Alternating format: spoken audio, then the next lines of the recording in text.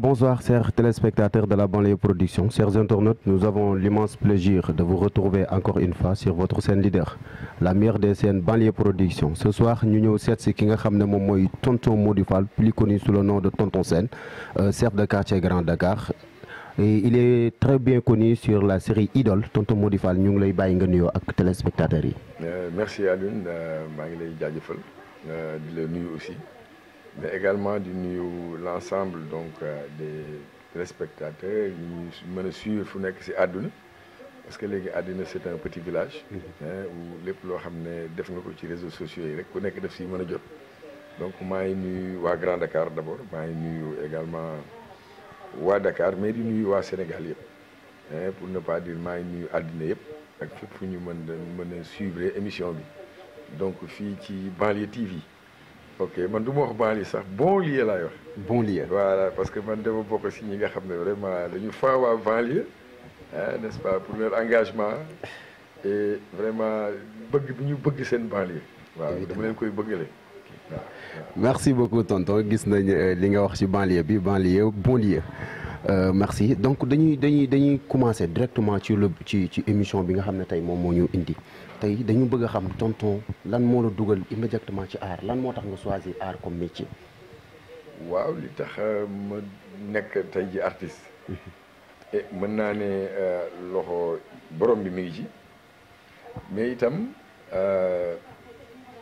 loxo gannaaw suma wéyjur ak sama famille mais li nga xam ne moo dogal ci début d'année 70 yi. N'est-ce pas suma kër am benn troupe ñu doon wax troupe Jubo de Grand Dakar mu daan répété fii ci suma biir kër ñu jëloon suma papa El Hadj Doudou Fall mi ñu tuddee koñ bi d'ailleurs ñu defoon ko président d'honneur u troupe bi mu nekkoon un peu seen mécène daan leen jàppale di leen accompagner parce que moom ku bëggoon affaire mbooloo la ku bëggoon dimbale doomu aadama la.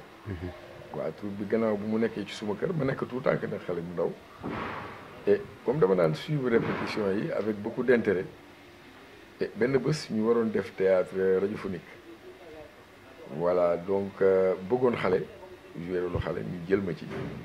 à cette époque. waaw en début des années 70 pour ne pas dire en 71. D'accord. parce que jamono boobu télévision amagul Sénégal voilà il y avait que le théâtre de scène le théâtre radiophonique. donc ñu proposé ma dugg ci benn théâtre radiophonique joué ci rôle xale mais vraiment affaire bi def benn boom man sax d'ailleurs j'ai été surpris parce que au lendemain de la diffusion de la pièce théâtrale ñëpp di coow naan xale bi kan la xale bi kan la quoi. Et ça parlait de quoi? Bon boobu dañu nekkoon ay xale peut-être pièce bi dans les détails mënatuma ko fàttaliku. mais xam naa ne daal boobu dañu d'ailleurs man la woon ak sama benn xarit bu ñuy wax Amadou Sey qui habite Grand Dakar d'ailleurs mais bon qui n'a pas continué parce que c'était certainement pas sa vocation. Évidemment. et ñu nekkoon ci benn famille mais nekk ay xale yu sob mais yu intéressant nag voilà parce que ñun dañuy jouer ci théâtre radiophonique bi vraiment sans complexe nekk xale yu sob mais vraiment message éducatif bi ñu doon joxe aussi n'est-ce pas nekkoon lu nit ñi recevoir voilà parce que ñun on était pas dans des rôles de premier plan mais par contre xam nga xale avec son innocence jouer ci théâtre radiophonique et puis ñu gis mu dynamique loolu xam nga dafa am lenn lu muy indi n'est-ce pas dans l'environnement théâtral parce que boobu théâtre radiophonique bi nit ñi comme télé bi lañ ko defoon su amee théâtre rajo ñëpp dañuy ñëw jël seen rajo ñii taf seen nopp ñii teg rajo wër ko comme li ñuy def tey télévision. di ko déglu. waaw mais nag ñu daan def ay thèmes éducatifs yu intéressant parce que su may fàttaliku mbir mi ci mbiru kujjee la woon. kujjee voilà mbiru kujjee ñun ñu nekkoon ci ay xale. voilà donc c'est ça c'était ça en fait l'objet de la pièce bien que dafa yàgg te parce que boobu tout tànk la évidemment j'étais encore enfant je devais avoir dans les 10-12 ans. boobu rôle xale rek laa mënoon jouer mais après mu def ci man passion parce que ça avait eu un écho très favorable au niveau du public et puis troupe bi tam ne bon mais yow daal léegi saa ñuy def rôle xale dañ lay jël c'est comme ça que c'est arrivé quoi. voilà loolu moom ma dugal ci théâtre en fait. nga koy continuer ba léegi. waaw mu continuer ak troupe bi bon existé na pendant quelques années boobu jamonoy tey sax amagul parce que boobu ñu ngi jóge woon ci théâtre radiophonique gu ma ko liggéey chauffeur de taxi ak Alaaji Mor boobu bi mu demee ba série bi jeex ci la ñu ñëw ñun reprendre le théâtre radiophonique mais vraiment avec beaucoup de succès parce que les gens avaient besoin de ça. voilà dafa mel ni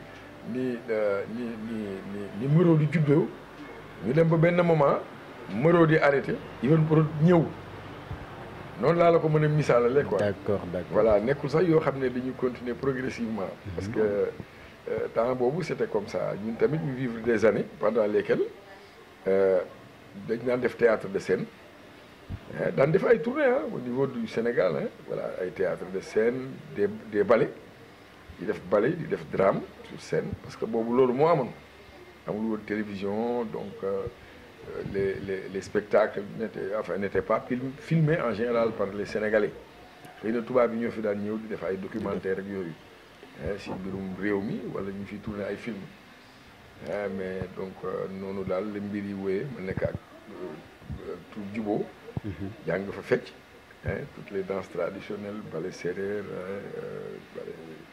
donc jémbe tëgg jémbe waaw non di ko fecc d'accord ballet séeréer jémbe ay gumbe vraiment ñu liggéey naa ak ñoom daal pratiquement danse traditionnelle yëpp liggéey naa ko fa ak drame aussi sur scène waaw parce que boobu au fur et à mesure que je prenais de l'âge je prenais en même temps des rôles beaucoup plus responsables voilà donc mu doon ci man loo xam ne école la en fait disons que man dama gimmi yaru ci cadre donc spectacle voilà en quelque sorte. d'accord voilà tey jii ñu gis niveau bi nga xam ne egg nga ko ci milieu bi tey bu fekkoon da nga doon choisir beneen métier bu dul art bi ban lay doon. beneen métier ban moo la gën a neex à part art. bon man de bu ma doon choisir métier bon est-ce que du doon peut-être médecine. pourquoi médecine wala mouvement associatif. bon médecine parce que man dama nekk relais communautaire de santé bokk ci ñoo xam ne dañuy yëngu ci wàllu prévention sanitaire depuis donc très longtemps mën naa ne presque 40 ans dama nekk relais communautaire de santé parce que Sénégal programme yi fi def yëpp que mu nekk palu tuberculose sida donc cancer donc transmission du VIH mère-enfant et cetera les différents programmes yi am fii daal ci Sénégal mën naa ne bokk naa ci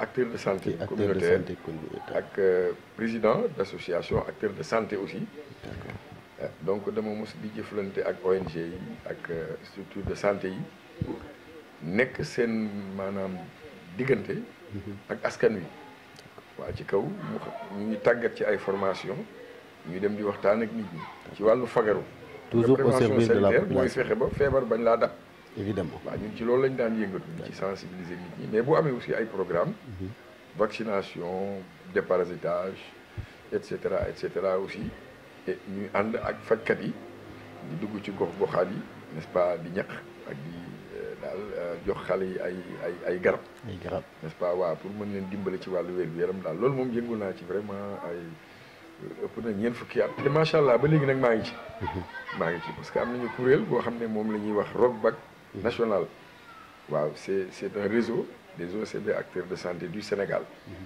voilà ma nekk ci bureau bi et nekk ci communicateur auprès du 3e âge bi ci yëngu ba léegi voilà. donc kon mën nañu wax à part art bi ngay def tu es toujours au service de la population. waaw moo tax ma ne kon peut-être médecine laay def wala dans le mouvement associatif. d'accord voilà parce que au niveau de Grand Dakar aussi je suis parmi les leaders du mouvement associatif. maanaam association yi nga xam ne dañuy yëngu ci wàllu communautaire. waaw lépp lu jëm ci ànd ak askan wi ngir jéem a yaxanal wala ñoŋal dund gi. waaw surtout ci wàllu yar yeete. ak set setal et cetera quoi. évidemment ban différence moo am entre Tonton Sène la personne est Mody Fall ak Tonton Sène personnage bi ak personne bi est-ce que Mody Fall bi tonton Sène bi ñuy suivre ci Idole moo ko Mody Fall tonton Mody benn la. bon tonton Sène ak Mody nag bon du ma ne hasard la du ma ne donc choix la mais wax dëgg yàlla tonton Sène ak Mody Fall li leen wutale di bariwul de. bariwul. waaw parce que xam nga tonton Sène dafa nekk koo xam ne dafa uuf njaboot gi. gëm éthique ak déontologie voilà waaw di leen digal ci wàllu éthique ak déontologie. di leen digal di leen gunge waaye itam leen ñaax ba ñu fexe di liggéey bu ànd ak loxo bu set xel mu set teg ko ci yoon man nag yàlla dimbal na ma ci yoon woowu laa mos a jaar maanaam jaar ci suma tànku ay waajur li nga xam ne ñoom loolu la ñu mos a gëm te ci lañ ma tette waaw mooy wax dëgg jaar ci yoon wu jub te am yërmande ak askan bi waaw di dimbale daal ci lim ko mënee sa tolluwaay doomu aadama yi ubbeeku ci ñoom ba nga xam ne di nga mën a wax ak ñëpp te loolu li koy maye mooy toujours ngay wàcce sa bopp parce que nit ki boo yëkkatee sa bopp duñu la ñeme waaw mais boo wàccee sa bopp ba yem ak nit ñi rek da nga la ñeme ba di nga mën a wax ak ku ne loolu nag xëy na métier bi nga xam ne ci lañ ma tàggat dimbale na ma ci loolu. ci formation bi. waaw ci wàllu communication mais aussi ci wàllu donc am taxawaay boo xam ne ci biir société bi nit ñi daal duñ la jéppi waaw loolu daal jàngal nañ ma ko du ma ne nag matale naa ko bien sûr da ngay juum parce que benn nit matul mais ñu ngi efforcé wu chaque fois. donc di béy suñu waar daal ci yoon woowu ci anam yooyu. ci formation boobu nga wax ñu gis ni actuellement am na ñoo xam ne dañuy dugg ci série télévisée yi te amuñu benn formation bi lan moo nekk différence entre ki nga xam ne amateur la ak ki nga xam ne moom dañ ko formé ci milieu bi. waaw différence bi moom mooy ni ma la ko mën a misaalee dafa mel ni wax ju jub ak wax ju sooxe xam nga àddina moom loo jàngul rek doo doon sëriñ. évidemment. waaw te aar bi daal li nga xam ne moo wutalee ki ko jàng ki ko jàngul. mooy bu ñu toogee wax di nga ko gis ci waxin bi di nga ko gis ci toogaay bi di nga ko gis ci jëfin bi parce que loolu tam dañ koy jàng aar spécialité professionnelle la boo xam ne dafa aaju ci doomu aadama bi parce que doomu aadama bi moom moo koy def mais ni ma la ko mën a nattalee doomu aadama bi moom dafay nekk instrument bi ak instrumentiste bi évidemment maanaam ci kàllaama bu gën a set acteur comédien yaramam lay liggéeyee ak xelam donc liggéeyam mi ngi aaju ci ay cëram ak ci da nga am yëg-yëgam ak ci xelam te looloo tax boo bëggee former acteur comédien da nga koy def nit ba pare. nit waaw nit ku nite. merci beaucoup non xam nga boo déggee ñu ne nit mooy ku nite. évidemment parce que ku nitewul rek. da ngay jóge ci nit ñi et xaw a jege bàyyi may. bon je m'excuse du terme bien sûr parce que nit ak mala loolu moo lay wutale. mooy xel mi mooy yar mi waaw. évidemment nit ki loolu moo leen wutale nit ki xel mi ak yarin bi moom moo leen ute. tey ñu xool tey nan ngay gisee monde bi nga xam ne tey ji moom la ñuy dundee monde bi le milieu je veux dire am na ñoo xam ne dañ ciy def ay naqasa xandaan ay jëfin yoo xam ne jëf yu ñaaw la loolu ban conseil nga leen di jox en tant que acteur. bon xam nga ñun nag lu ñaaw bokkul ci suñu aada lu ñaaw. non Sénégal xam bañ nañ ko ba mag ñi sax dañuy wax booy wax lu ñaaw wala lu tegginuwul da nga koy wodd bon parce que nag àddina lu baax lu bon a fi ne lu rafet ak lu ñaaw te nag cinéma aussi liggéeyam mooy wane lu bon ak lu baax wane lu ñaaw wane lu rafet pour nit ki mën a tànn donc du caaginu nit ki dafa wane lu xaw a safaanu nii ci film que film boobu baaxul wala jarut a seetaan parce que nit ki tam bu la bëggee wan lu bon pour nga moytu ko def ci dut baaraam waaye nag ba léegi wane yin tam dafa am nu ñu war a wane parce que culture bu nekk jamono bu nekk dafa am noo war a wane parce que yow li ngay wane nga xam ne ñëpp koy seetaan góor jigéen mag ndaw ki gëm ki gëmul et cetera et cetera et cetera foog nga xam ne da ngay wax ak àdduna parce que li ñuy wax ak nit ki ak li ñuy wax nit ñi mënul nekk benn. D'autre part li may mujjee mooy jamono bi tamit mbon bi léegi dafa mel ni dafa xaw a bari dafa xaw a ëpp sax lu baax. donc loolu dafay am influence ci cinéma dafay am influence ci théâtre dafay am influence aussi dans les messages yi nga xam ne nit ñi dañu koy liggéey jottali ko seen yeneen moromu nit jottali ko askan wi jottali ko àdduna. waaw parce que toll nañ foo xam ne aussi bu dee da ngay def film nga wane ci rek lu baax rek lu yiw rek mais nit ñi sax duñ ko seetaan am na ñoo xam ne li leen di yëngal mooy nga wane xel bu rafet wala xëy na mu jaagar di romb la ah wala n'est-ce pas mu wan la tànk yu rafet wala bëñ yu rafet ainsi de suite. C'est un peu pour te dire que société bi ñoo am benn tolluwaay am loo xam ne moom moo leen di téye ci déglu wala ci ceetaan te nag dañuy wax ne ay doomu aadama boo bëggee ñu déglu la. da nga leen di fekk si ci li ñu bëgg loolu leen jéem a jëmee yow fa nga bëgg te xam nga nag comme bu ñu nekkoon ci loo xam ne dafa safaanu. faaw nga ñu dugg ci safaan bi. est-ce que du kon loolu ci génne. est-ce que du kon loolu moo tax série infidèle bi di wane yenn truc yoo xam ne ñenn ñi dañuy ñëw di wax ne pourquoi ça. waaw xam nga ku mu neex nga ne man de gis naa ci lu tegginuwul kenn du la ko bañal. mais yow laajal sa bopp lu tax moom la ñuy gën a seetaan. voilà loolu tamit moo ëpp ay vie moo ëpp audience pourquoi ça. non loolu dafa am lu jamono di wane jamono li muy wane mooy nit ñi ñoom dafa mel ni li leen gën a intéressé en fait yu xaw a demee noonu la waaw da lay wane ne li leen gën a intéressé dafa méngoo mbiru foo mbiru caaxaan mbiru góor ak jigéen n'est-ce pas donc jamono bi maanaam dañu bàyyi xel yooyu trop.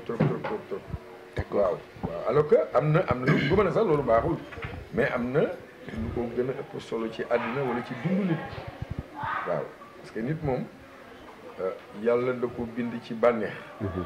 waaw nit faaw muy bànneex mais yàlla daf ñu digal ñuy def ay bànneex yoo xam ne yu dagan la. waaw bànneex yu dagan la ñu yàlla digal parce que bànneex bu daganul yàlla nañ ci yàlla musal. gannaaw li nga xam ne war nga ko def ngir jaamu yàlla. loolu sax moo jiitu. dëgg la waaw sa jaamu yàlla bu matee. te it nga nekk ci bànneexu boo xam ne bu dagan la kooku mën nañ ne rafetal nga sa dund. d'accord ak si jëfin. ci biir série yooyu ñuy dugg immédiatement ci idole ni ñu koy gisee est-ce que noonu parce que da ngeen koo jël rek juste refléter li nga xam ne moom comme idole dafa nekk miroir du Sénégal. ndax idole loolu la exactement. waaw idole booy xool. dafay wane Sénégal ci anam yëpp wane ko ci dund bi nit ñi di dund donc ci seen biir njaboot. wane ko ci xale yi ci seen biir. wane ko ci place u liggéey yi aussi. place liggéeykaay. waaw yooyu liggéey nañ ci lu bari pour wane ay jikko yoo xam ne jikko jamono la wane ko itam ci anamu koom-koom nit ki ak koom-koom wane ko itam ci nit ki ak cosaanam ak aadaam wane ko itam ci taxawaay ci sa biir liggéey. ndax da nga ko war a def mu sell wala da nga ko war a def dégg nga am mu nekk rek looy lal ci sa bànneex wala ci sa bëgg-bëgg parce que liggéey en fait pour jëriñ doomu aadama la gannaaw yow bi mu la jëriñee da nga ko war a defee noo xam ne dafay jëriñ société bi dafay jëriñ sa réew et dugg nañ sax ba ci mbiru politique waaw booy xool évidemment gis nañ ni laay dem na ba dugg ci affaire politique bi bon ak caay-caay yeeg mbir njaaj yeeg xam nga lu bari lu ci am loo xam ne lu safaanu la ba tax na ñu bari léegi Sénégal sax dañ naan politique bugguma ko wala politiciens yi gëwuma leen parce que dañ ko rafetaloon rek xam nga suñ ko rafetaloon ku ne dañ koy bëgg a doon.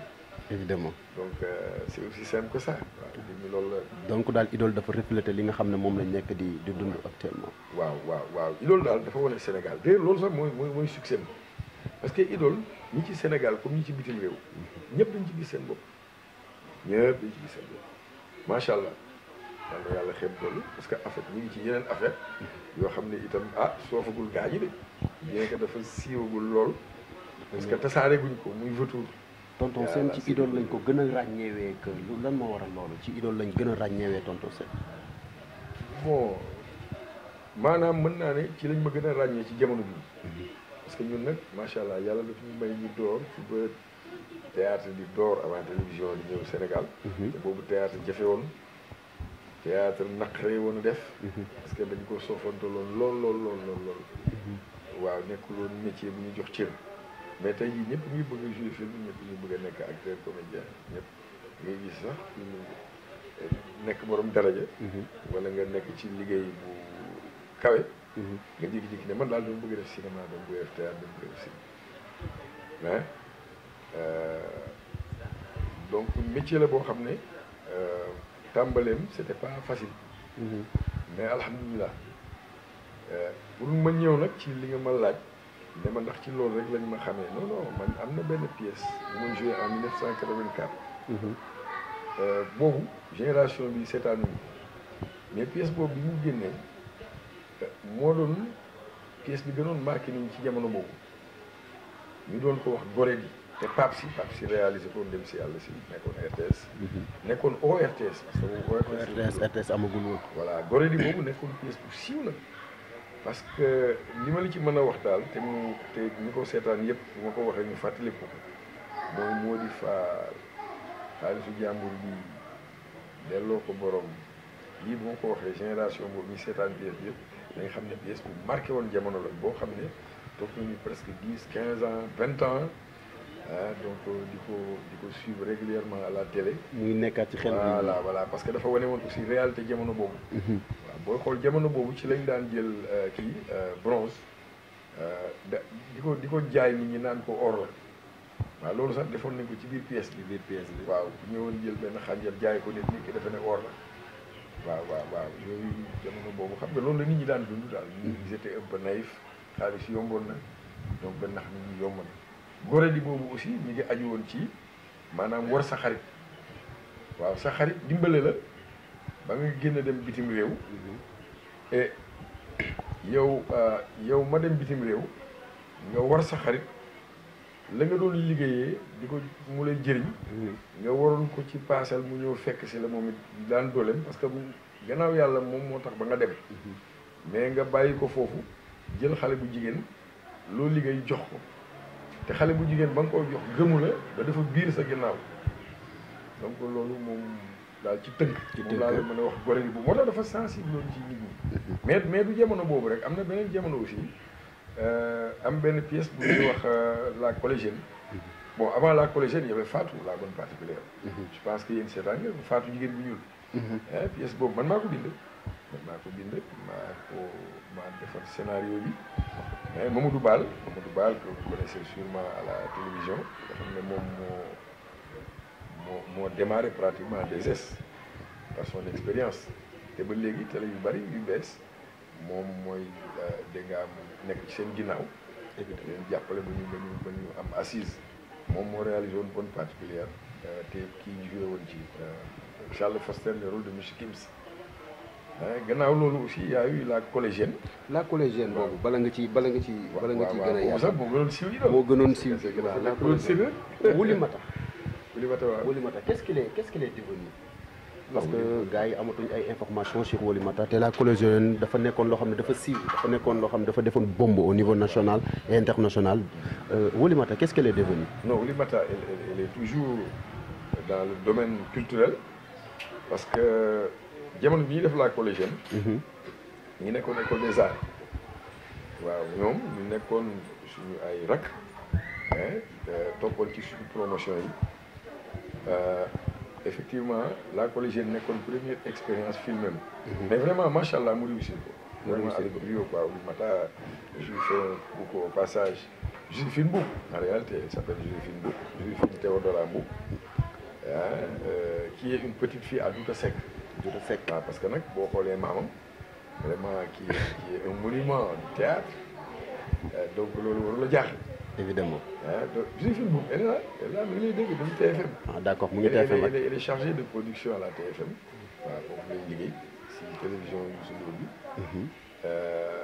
def na aussi réalisation parce que bi ñu jógee école des arts moom def na réalisation enfin formation en réalisation mais aussi nekkoon na animatrice ci émission bi ñu daan def le matin à TFM pendant un certain temps après léegi mu dugg nekk ci administration bi mais mi ngi tourné de temps à autre parce que léegi responsabilité am mayu ko bon muy nekk ci art bi à 100%.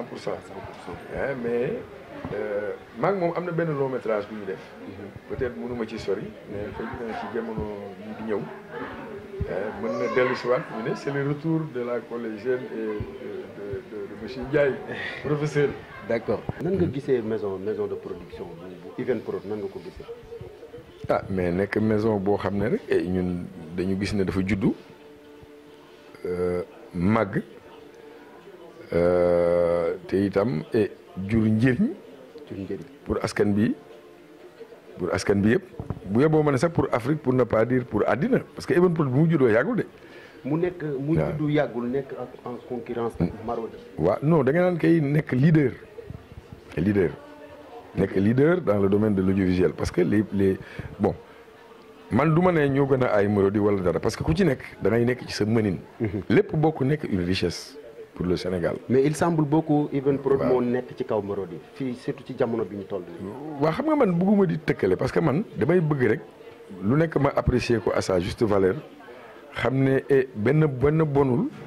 waaye nag dañu rawante mais Evenprod boo xoolee Idole nga xool Vautour bi ñuy tourné yow est-ce que seetaan nga Vautour. bien sûr. gis nga Vautour les images l'histoire. Surtout la composition la qualité de l'image mais aussi le traitement de l'histoire parce que loolu defe naa ci film yi nekk bitim réew rek lañ ko gisagum woon ngay def transition entre le passé et le présent. waaw jékki-jékki ñu won la jamono yu njëkk yi buur yi gisoo man dama ciy nekk Kocc Barma dans le passé ak ñeenti jub yi gars yi coow jamono bi ba pare nekk ci dans la réalité le personnage qu'on appelle le général Vautour bi waaw ak ay salañam kenn mënul dem bàyyi ko de. mooy nekkaat waaw ku mu demul bàyyi la doo dem bàyyi ko moom macha allah. évidemment mais nag loolu mbiru yàlla la rek. mbiru yàlla xam nga musique dañ ne Youssou Ndour ni diw ak diw ak diw ak diw. am na koo xam ne kan moo ci sa artiste préféré. ka ban artiste nga xam ne moom ngay ëpp looy déglu. waa bon c'est que dama am ñu bari ñu may déglu nag et puis je veux pas faire de jaloux mais xam nga en fait su fekkente da ngay wax star rek. Youssou Ndour man laa mën a wax star. waaw parce que lui sur le plan interplanétaire la sax quoi Youssou. non Youssou yow tam xam nga li mu prouvé fii li mu def fi mu dem. ak liggéeyam fa mu àgg. wax dëgg yàlla il n'a plus rien à prouver quoi en fait Youssou. waaw am na nag ñu nekk ci yoonam di yéeg te it moom jamono nag parce que loolu àddina moo demee noonu quoi. dama gis ñu ne. Wally Seck moom mooy star bi Youssou Ndour moom mooy leader bi.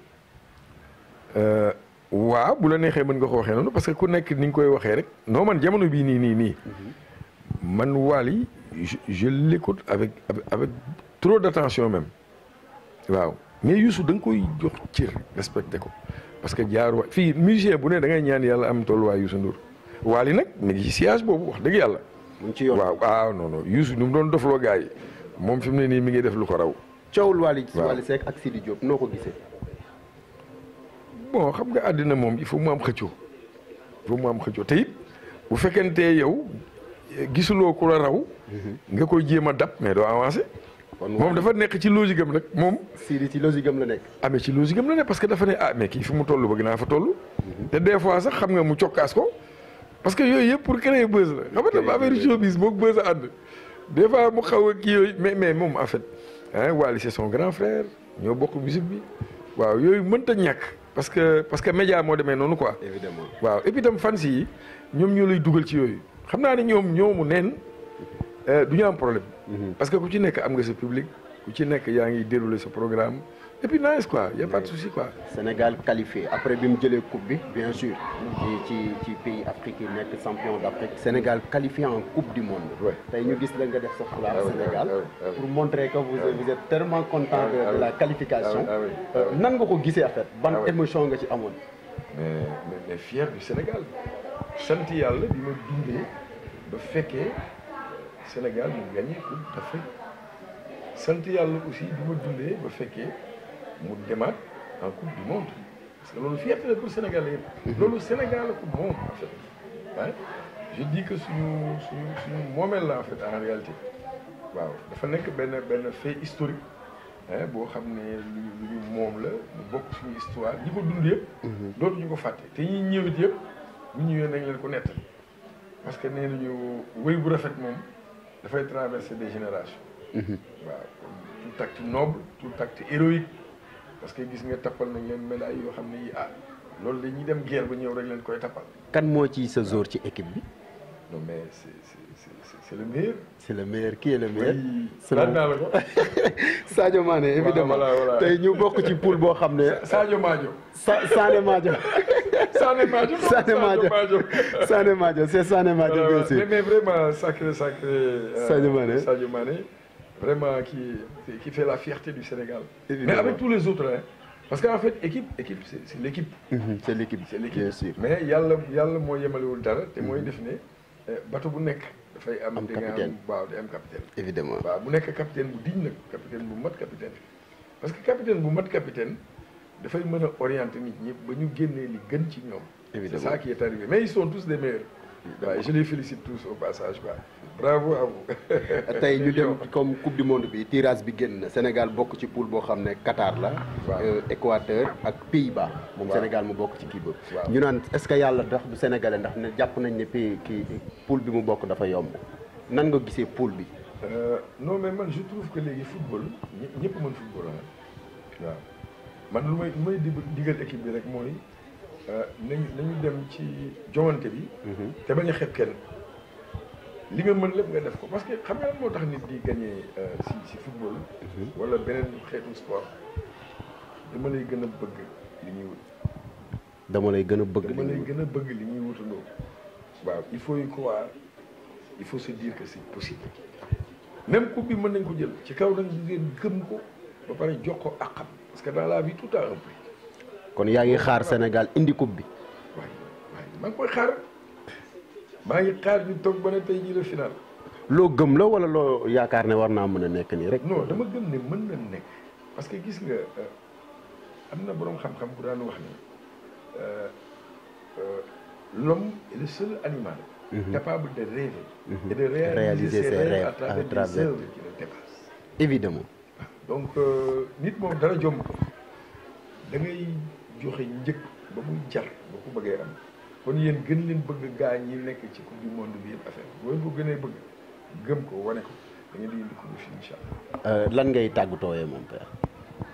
bon lu may tàggatoo mooy di en fait Sambala de Mbour nee na mu ngi lay siyaar bu baax. waaw Sambala vraiment maa ngi lay bëggee kontaan ci yow lu bari yàlla na kontaan ci yow nga nekk Mbour dëkk boo xam ne vraiment bari naa fa ay xame bari fa ay soppe ay fans.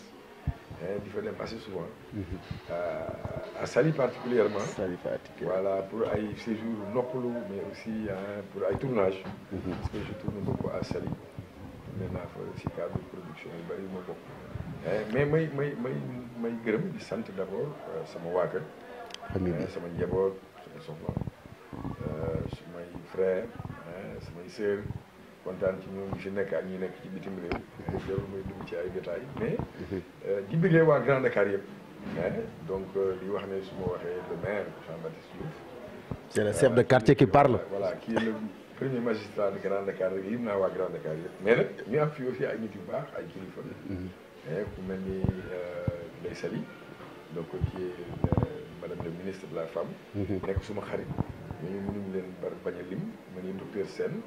mu yëngu aussi ci wàllu santé c'est le coordonnateur national du programme PALU mais acteurs yi may àndandool yëpp di liggéey ak ñoom ci wàllu PALU et les autres maladies ak ñëpp mais aussi les chefs de quartier sama collègues yi maa leen di gërëm di leen sant mais doyen chef de quartier et toutes les populations de Grand Dakar de Dakar du Sénégal et particulièrement au mouvement reçu au mouvement reçu à qui je renouvelle mon engagement par le biais donc de son président Baba Amdi et de tous les acteurs culturels en fait acteurs culturels daal ñoom ñëpp maa ngi leen di bëggee mais di leen ñaax leen wax ne gis nga Sénégal ñun ñoo ko mën a développer ñun acteurs culturels yi parce que ñun ñoo nekk ci njëlbeen ga ñoo nekk ci mujjantal ga comme ni ko borom xam-xam yi waxee acteurs culturels yi bu ñu booloo ànd liggéeyal suñu réew mi day jëm kanam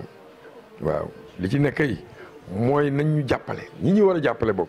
jàppalante waaw jàppalante rek am ci àddina jàppal ma jàpp rek ñu ànd dem. affaire bi mën a voilà yow bu ma la jiitoo it geesu la woon sa ginnaaw tàll la loxo dégg am xëcc la ànd ak yow loolu rek a fi am. ñu ngi lay sant di la gërëm tonton Sène.